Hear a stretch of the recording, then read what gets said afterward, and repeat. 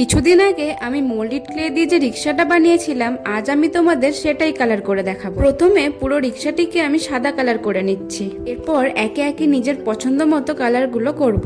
যেহেতু এই রিক্সাটি আমি শোপিস হিসাবে সাজিয়ে রাখবো, তাই আমি এমন কিছু কালার করতে চাইছিলাম যেটা দূর থেকেই দৃষ্টি আকর্ষণ করবে। আমি এখন যে কালারটা করছি ওইটা তো ঠিক আছে, কিন্তু এরপর যে কালারগুলো করছিলাম ওইটা আমার একদমই পছন্দ হয়নি।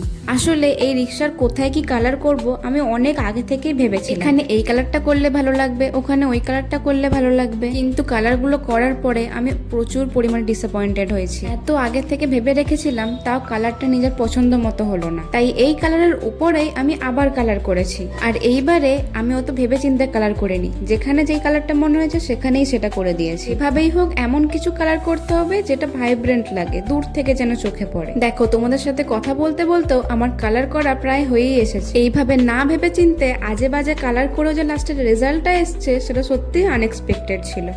কালার করা তো আমার কমপ্লিট। তোমাদের সবার এটা কেমন লাগলো অবশ্যই কমেন্টে জানিও। আর ভিডিওটি ভালো লেগে থাকলে লাইক এবং চ্যানেলটি সাবস্ক্রাইব করতে ভুলো না। দেখা হচ্ছে আবার নেক্সট ভিডিওতে।